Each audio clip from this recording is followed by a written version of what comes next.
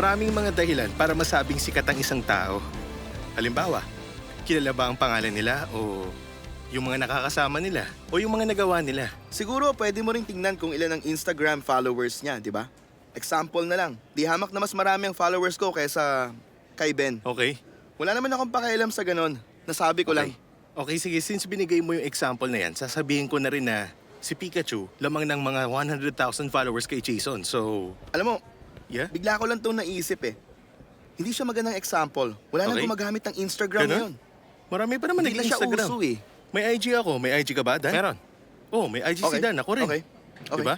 Kung i-consider lahat ng mga taong Yeah, nabuhay, tama. masasabi natin si Jesus Christ ang pinakasikat. Sa sobrang sikat ni Jesus, ginamit niya ang pangalan niya bilang swear word. Walang ibang pangalan na ginagamit bilang swear word. Benedict Cumberbatch! Taylor Swift! Justin Bieber ang init! Pikachu! Pag-isipan natin to saglit, ang buhay ni Jesus ang naghahati sa history. Base sa kanyang calendars natin, nahahati sa dalawang irang history. Until recently, ginagamit ang terms na BC at AD. Before Christ ang meaning ng BC, ang AD ay ang Latin word na Anno Domini, which means the year of our Lord. Malawak ang impluensya niya. Mas maraming kanta ang inawit, mas maraming painting ang ginawa at mas maraming libro ang sinulat tungkol kay Jesus kaysa sa iba. Kilala siya ng Time Magazine bilang most significant person in history.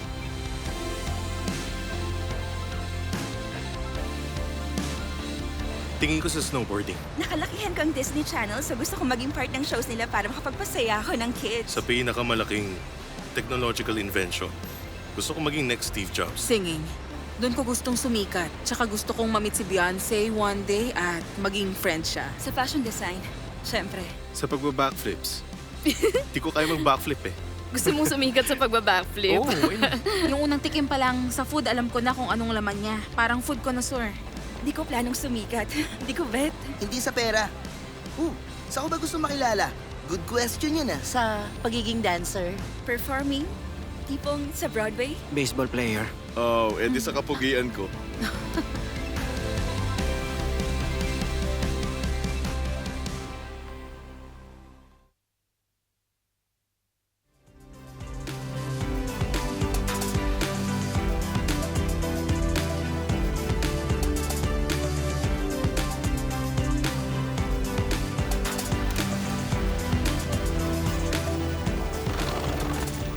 What's up? Paalis na kami ngayon. Papuntang Israel. Eto Excited ka na? Balita ko masarap ang food sa Israel. Oo, yun din ang nag-iisang lugar na tinirhan ni Jesus. Correct. Yung main reason Yun ng ang trip. main Pero kung reason. masarap ang food, mas lalo akong excited. Ayos. Naiisip niyo siguro kung bakit Jesus ang bukang bibig namin. Well, una, ang buhay, kamatayan at resurrection ni Jesus ang sentro ng Christian faith. Hindi lang patunay ang resurrection ni Jesus na meron talagang Diyos. Sinasabi rin ito na dapat nating tingnan ng Diyos sa pananaw ni Jesus. So, sino ba si Jesus? May historical evidence ba ang buhay, kamatayan at resurrection niya?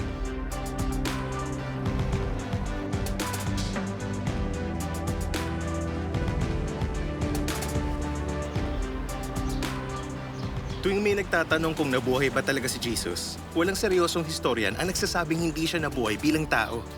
Mas nabanggit pa si Jesus sa ancient literature kaysa kay Tiberius Caesar na ruler ng Roman Empire that time. Isang first century historian si Josephus na hindi isang Christian na nag-describe kay Jesus bilang isang tao at teacher na maraming kabutihang nagawa. Nabanggit din si Jesus ng ibang ancient historians tulad ni Tacitus at Suetonius.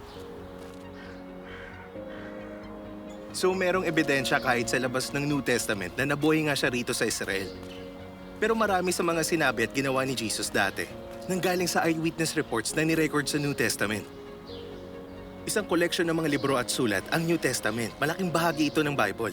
Nahahati ang Bible sa Old Testament na sinulat bago pa pinanganak si Jesus at ang New Testament na sinulat pagkapanganak sa kanya. 4 sa mga libro ang Gospels. Sinulat ang mga to para i-describe ang buhay ni Jesus from eyewitness accounts. Alam natin na matagal na nung sinulat ang New Testament. So kailangan natin masiguro na yung version na meron tayo ngayon, hindi nagbago over the years. Matutuldukan natin yan sa pamamagitan ng science ng textual criticism. Ipapaliwanag yan ni na Peter at Jassy. Okay, so sa textual criticism, kinukumpara ang mga ancient manuscript para ma-discover ang original wording. Basically, kapag mas marami ang kopya ng manuscript, mas malapit sila sa date ng original manuscript. Mas mapapanatag tayo. For example, parehong ancient historians sina Herodotus at Thucydides na nagsulat noong 5th century BC. Ang pinakamatandang kopya ng mga sinulat nila galing pa sa 900 AD. Merong more than 1300 year gap at 8 kopya lang ang meron tayo ngayon. Pero walang classical scholar ang magdududa na ang kopyang hawak natin hindi pareho sa laman ng original copies. At ito rin ang kaso pagdating sa iba pang ancient works. For example, ang Roman history ni Livy, 900-year gap, may 20 copies. Ang Gallic War ni Caesar, 950-year gap, may 9 to 10 copies. At si Tacitus, 1,000 years ang gap at may 20 copies lang. Kung ikukumpara sa New Testament, makikita natin na hindi hamak na mas maiksi ang time gap dito. Sinulat to between 40 to 100 AD. At sinulat ang pinakamatandang manuscript nito noong 130 AD. Meron itong 5,309 Greek manuscripts, 10,000 Latin, at 9,300 na iba pa. Kaya naman naiiba ang New Testament compared sa ibang ancient books. Sabi ng textual critic na si F.J.A. Hort, base sa dami at kabuuan ng ebidensyang sumusuporta dito, ang nilalaman ng New Testament ay masasabing natatangi at walang katumbas sa matatandang kasulatan. So, hindi tayo dapat magduda sa laman ng New Testament. Base sa isinulat sa loob at labas ng New Testament, nalaman nating Jewish si Jesus. Pinanganak siya sa Israel noong 1st century. Namuhay siya katulad natin. Kumain siya, natulog, tumawa, umiyak. Baka nga naglakad siya sa kalye, malapit lang dito. Baka may iba nagsasabi, okay, sige. Baka magaling nga siyang religious teacher, pero hanggang dun lang. Pero ayon mismo sa mga ebidensya, hindi lang basta magaling na religious teacher si Jesus. Una, tignan natin kung anong sinabi niya tungkol sa sarili niya.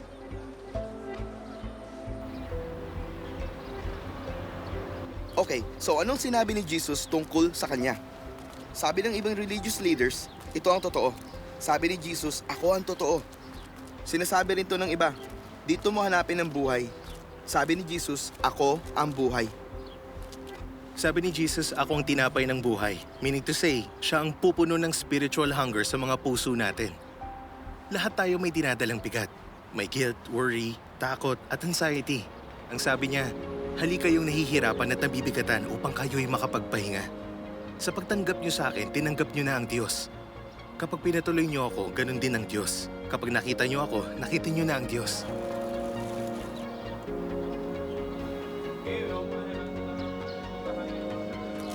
Nasa sentro ng Christianity ang message ng pagpapatawad.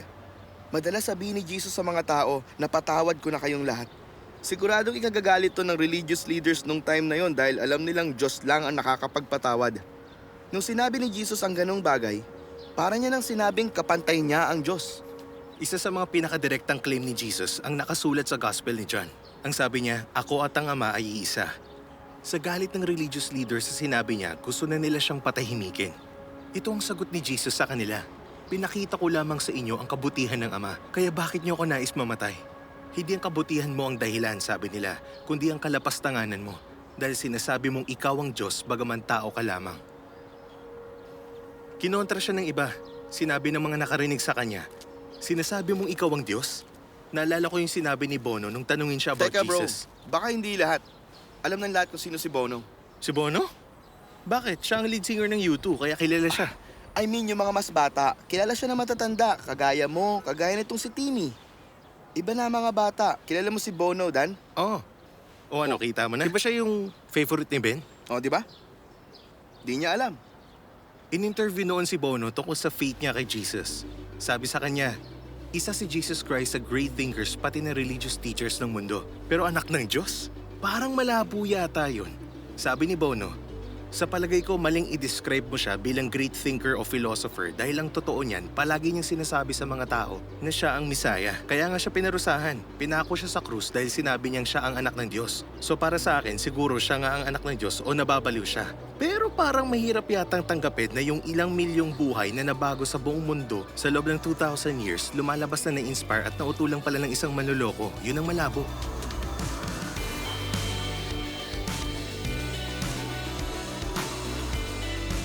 Meron siyang staying power.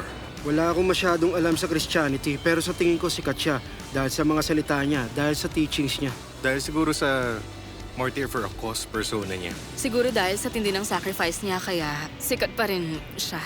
Baka dahil ilang generations na yung stories at ritual. Dahil ginawa nila siya ng book Never ko siyang nakitang ganun eh. Tsaka never kong naisip na famous siya. Sikat ba siya? Ewan ko. Oo, sikat siya. Okay. Nire-represent niya yung ideal prophet na dinidescribe sa iba't ibang mga religion sa buong mundo. Pinatawad niya lahat ng mga kasalanan natin, di ba? Kaya nga siya pinako sa krus, di ba? Siya lang ang nakatalo sa kamatayan. Dahil marami siyang ginagaling na tao. Sa sandals. Sa sandals? Bongga ng sandals. Sa tingin ko dahil sa aggressiveness ng pagpapalaganap nila ng Christianity. Siya yung tipo ng character na maraming taong nakaka-relate. So baka dahil doon, kaya hanggang ngayon, sikat pa rin siya.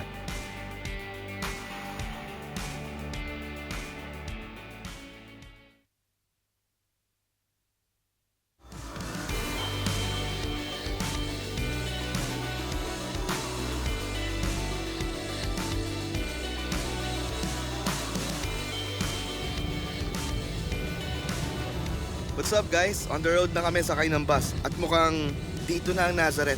Marami nang nagbago pero dito lumaki si Jesus so astig pa rin. Chichibog na tayo. Oo nga, malapit na rin kami kumain. Guys, kakain na! Haba ng biyahe. Update lang guys, meron na kaming kakainan at para makapag-shoot na din. Ayun yung crew namin. Perfect. Meron ding food sa likod. Falafel. Happy si Ben. Favorite ko yun eh. Ayos na. Kapag tinignan natin ang mga sinabi ni Jesus tungkol sa sarili niya, mabigat talaga ang claim niya. Which is yung pagsasabi niya na ang identity niya ay Diyos. Sobrang bigat nun talaga kaya dapat may patunay. So tingnan natin ang mga ebidensya sa claim niya. Sa pagbabasa tungkol kay Jesus, una nating mapapansing maraming miracles sa buhay niya. Isa na yung ginawa niyang wine ng tubig. Pinarami niyang pagkain para sa mga tao. At pinagaling niya ang mga may sakit.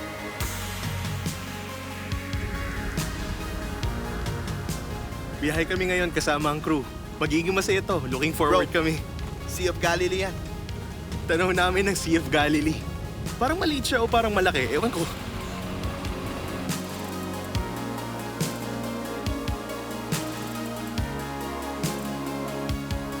Libo-libong tao ang umakyat dito para makinig sa pagtuturo ni Jesus na kilala na ngayon bilang The Sermon on the Mount.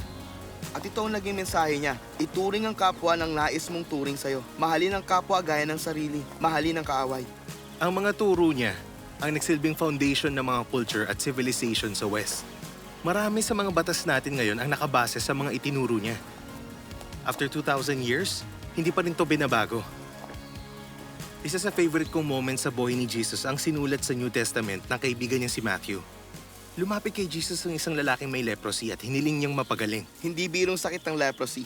Sinisira nito ang nerve endings at nadedeporma at nawawala ang kamay o paa. Nagiging outcast sa mga taong may leprosy dahil walang may gustong lumapit sa kanila. Lumuhod yung lalaki sa harap ni Jesus at nakiusap siyang pagalingin ang kanyang leprosy. Inilapit ni Jesus ang kamay niya at hinawakan siya. Bagay na hindi gagawin ng iba at agad-agad nawala ang leprosy niya. Dito ka lalong hahanga sa karakter ni Jesus. Nag-perform siya ng miracle nang pinagaling niya yung lalaki at hinawakan niya din yung isang taong iniiwasan ng lahat.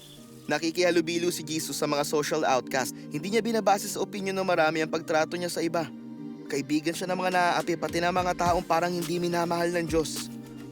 Ayon sa Time Magazine, siya ang pinakamatibay na simbolo ng kalinisan, malasakit at pagmamahal sa history ng Western humanity. Okay, so ang New Testament ang primary source natin ng information tungkol kay Jesus. Pero may references din kay Jesus sa Old Testament. At yun ang sunod na ebidensyang titignan natin. Ang pagtupad ni Jesus sa mga prophecy sa Old Testament, lalo na ang mga tungkol sa buhay ni Jesus na napredict in advance. Walang ibang tao sa kasaysayan ang ilang ulit na banggit sa isang koleksyon ng books bago pa siya ipinanganak. Mahigit sa 300 Old Testament prophecies ang tinupad ni Jesus. Kaya ng saan siya lalaki o ang pamilyang kabibilangan niya. And at one point, may natupad siyang 29 prophecies in a day. Pagkatapos niyong marinig yon siguro, iniisip niyo ngayon, baka naman manloloko lang si Jesus kaya sanay na sanay siyang manloko ng tao. Posibleng binasa niya lang lahat ng prophecies tapos ginawa niya kung ano nakasulat doon. Pero may dalawang issue sa theory yon. Ang una dito ay yung dami ng tinupad niyang mga prophecy. Pangalawang issue yung fact na bilang isang tao, wala siyang kontrol sa karamihan ng prophecies. In fact, may prophecy sa mismong paraan ng pagkamatay niya, kung saan siya ililibing at kung saan siya ipapanganak. Nung nakilala si Jesus, ang mensahe niya ng pagpapatawad, ang pagmamahal niya sa mga outcasts at miracles na ginawa niya, dumami ang mga taong gusto siyang makita. Pero natakot sa pagsikat ni Jesus sa mga religious political leaders nung time na yon, kaya pinahuli nila siya para patayin. Isinuko nila siya sa Roman officials at nilitis bilang rebelde laban sa Rome. Ininterrogate siya ng Roman governor na si Pontius Pilate pero di siya nakitaan ng kasalanan. Pero dahil sa pressure mula sa mga tao, wala siyang nagawa. Pumayag siyang bitayin si Jesus sa pamamagitan ng crucifixion. Pinako nila ang mga kamay at paa niya at binitin sa krus hanggang mamatay sa pagitan ng dalawang kriminal. Hindi nagtagal ay diniklara siyang patay na. Binaba mula sa krus ang katawan niya at inilagak sa isang kilalang libingan sa labas lang ng Jerusalem. Pero ayon na rin sa New Testament, hindi doon nagtapos ang kwento ng buhay ni Jesus.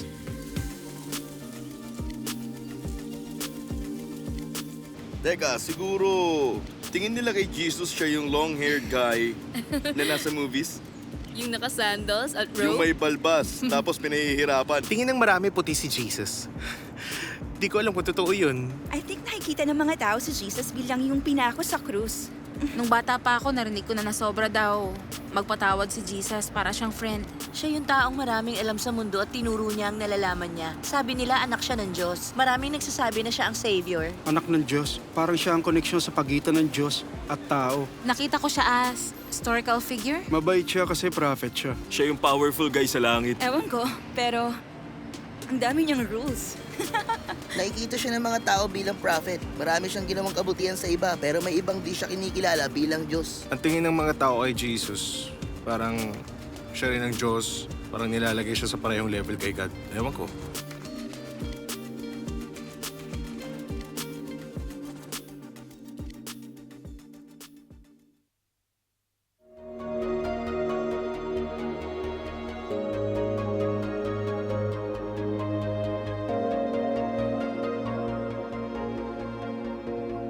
Ang huling patunay na titingnan natin ay ang muling pagkabuhay ni Jesus.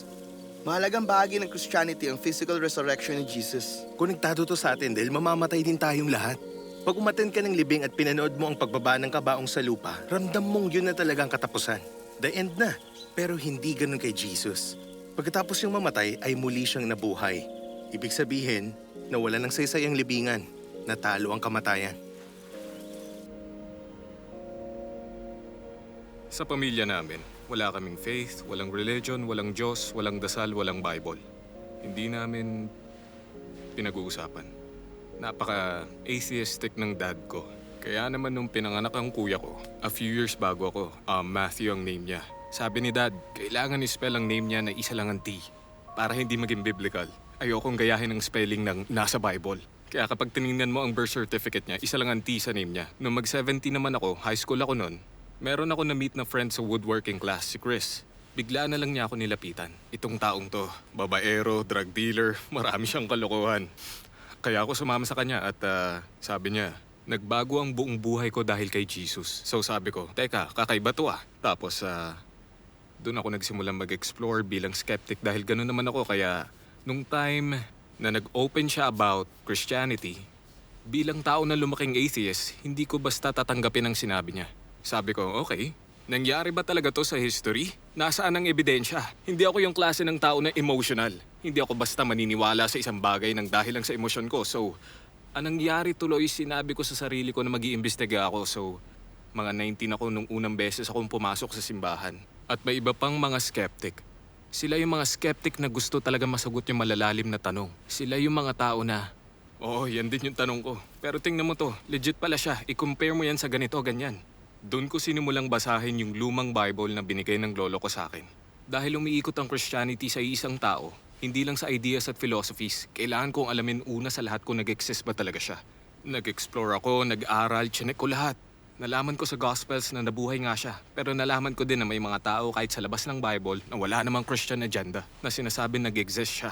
Dahil sa ginawa kong pag-iimbestiga, doon ko na-realize na hindi nakabase sa emotion ng Christianity. Hindi siya totoo dahil yun ang gusto ko. Totoo siya dahil wala nang laman ng libingan niya. Based siya sa historical event. Doon ko na-realize na iba pala siya. Doon ko din naisip na either ito ang pinaka-importante sa universe or pinaka-useless. Hindi pwedeng medyo-medyo lang. Pagkatapos kong mag-aral, tingnan ng ebidensya, nasabi ko sa sarili ko na hindi to basta umaasa ka sa wala o wishful thinking. Dahil totoo ito.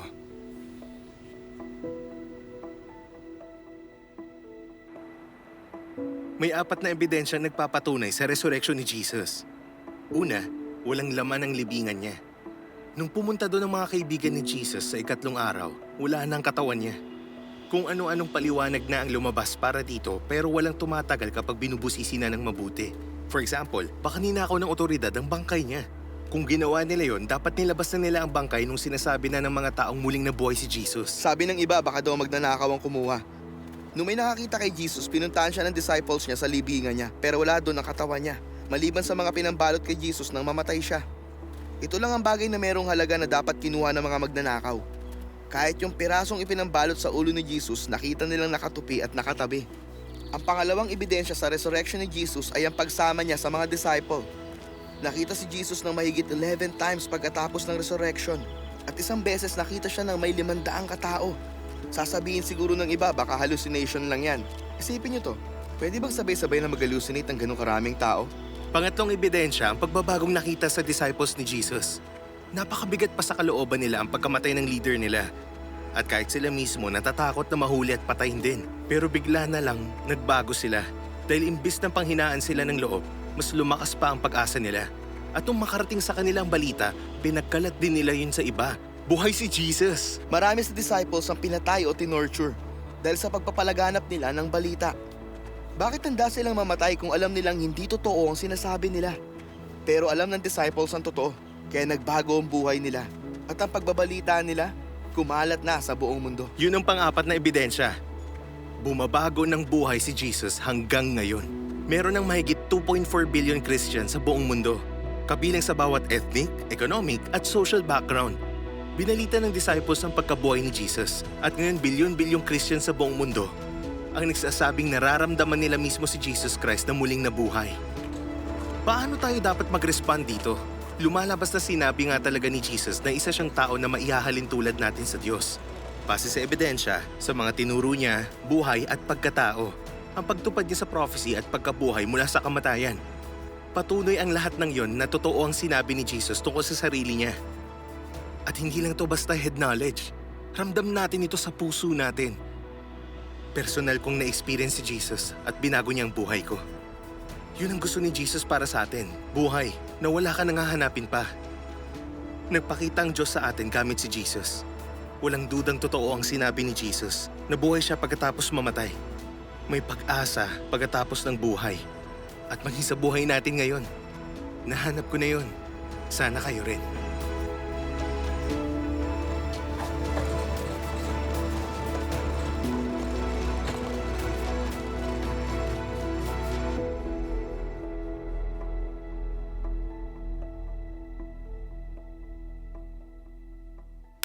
Action. Benedict Cumberbatch! Taylor Swift! Pikachu! Yan, mainit! Ang init ito! Hindi ko sinasadya. Mother Teresa! Pre! Visit! Khloe Kardashian! Samuel L. Jackson! Buzz Lightyear! Ano? Sino? Sorry, sobra na. Pikachu!